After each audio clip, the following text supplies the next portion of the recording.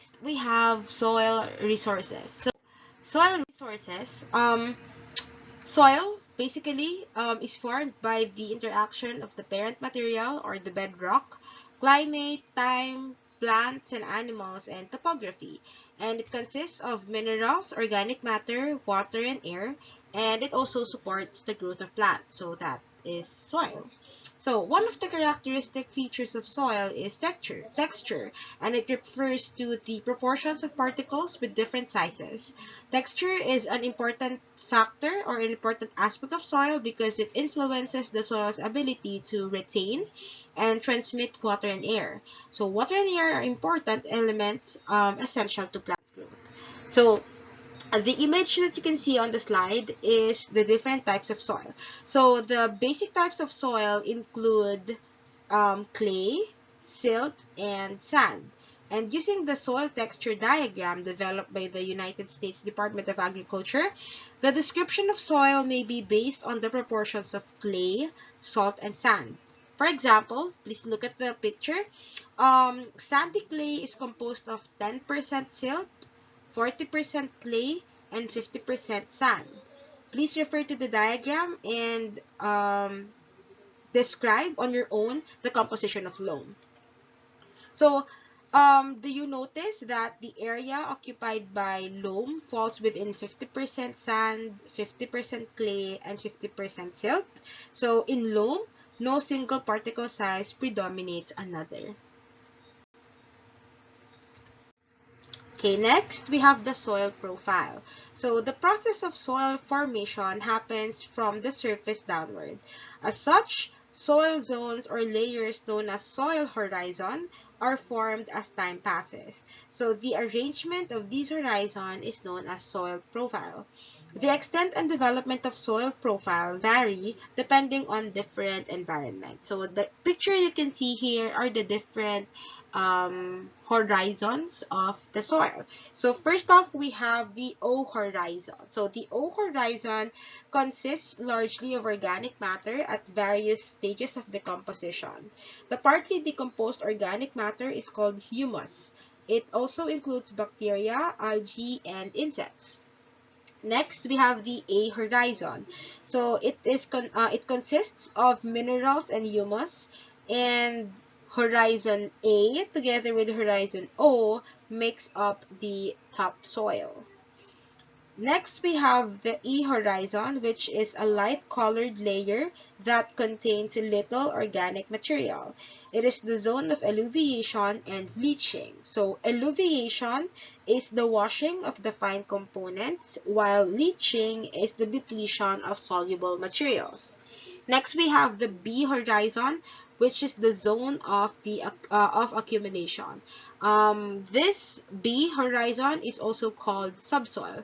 So, horizon O, A, E, and B constitute the true soil or solum. And then finally, we have the C horizon, which is characterized by partially altered parent material. Okay, so 1/3 of the Earth's surface is covered with land. However, not all proportions of land can be used to grow crops. Arable land refers to lands that are temporarily used for agricultural crops, temporary meadows for mowing or pasture, and temporary fallow lands. We also have non-arable land, which includes orchard lands, vineyards, coffee plantation, rubber plantation, nut plantation, as well as lands used for pasture and grazing, and those land unsuited for any agricultural use. Next, we have the factors that are affecting soil quality and quantity. So, human activities such as induced erosion, desertification, and desalination may affect the quality and quantity of soil. So, first we have human-induced erosion. Okay, so this is a result of excessive farming, logging, overgrazing, fires, and improper irrigation. So for desertification, this occurs when a non-desert area exhibits the characteristics of a true desert due to land mismanagement such as deforestation, slash and burn agriculture, or in the Philippines we call it kaingin farming, and overgrazing. And then we also have desalination, or the concentration of salts on the surface or near the surface of the soils. It happens when there is a large-scale irrigation that leaves dissolved salts when water evaporates. This prevents the uptake of water by the roots of the plants. So next we have land use and conservation. Based on the Philippine Constitution, lands of public domain are classified into agricultural, forest or timber, mineral lands, and national parks. Okay, so agricultural lands may be categorized as alienable and disposable. There are these lands which have been declared but not needed for forest purposes. Forest lands include forest, permanent forest, or forest reserves, timberlands, grazing lands, game refuge, and bird sanctuaries, and those that have yet to be declared alienable and disposable. Okay, so um, you learned from the previous lesson that soil is generated by weathering caused by biological and physical processes. Weathering, we know this, is a slow process. On the average, it takes about 100 years to generate a millimeter of soil, almost as long as human lifetime. Soil is important for storing essential nutrients needed by plants. It is therefore important to conserve and protect soil so they are productively available for future generations. Soil conservation could be done using several techniques such as crop rotation. Um, we also have natural filter stripping, contour plowing, terracing, creating windbreaks, and no-till farming. So first we have crop rotation. So crop rotation is the practice of growing different crops in the same field at different times.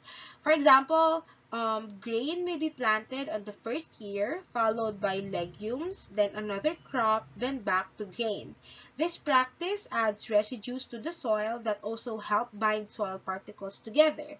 The larger the soil particles are, the lesser the soil eroded.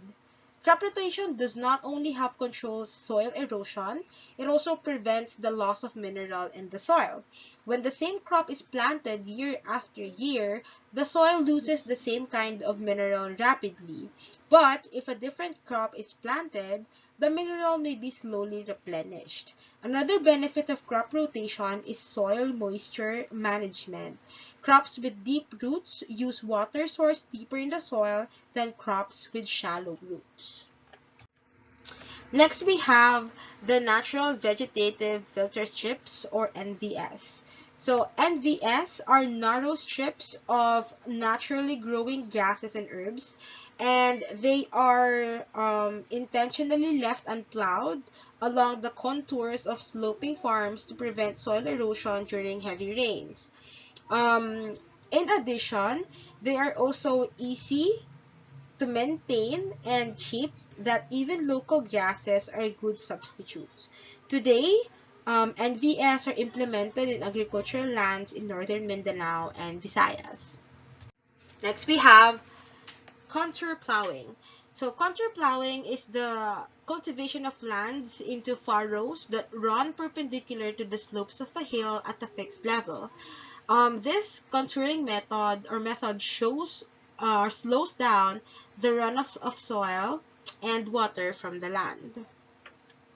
Next, we have terracing. So as you can see here in the picture, this is the infamous Banawe rice terraces. So terracing is the building of step-like terraces along the slopes of the hills. They reduce water runoff by keeping the water on the hillside. So the water is absorbed and does not flow directly downhill. Next, we have windbreaks. So windbreaks are rows of trees planted to surround large areas of agricultural land, and the trees protect the farm from wind and prevent soil erosion, as you can see in the picture. Next, we have no-till farming. So, tilling is the plowing of a field in order to plant crops. No-till farming means that Plowing happens or is done to a depth of around 2 inches instead of 8 inches in the traditional plowing. No-till farming exposes less soil and it allows much of the plant residues to stay on the surface of the land, which helps in water retention.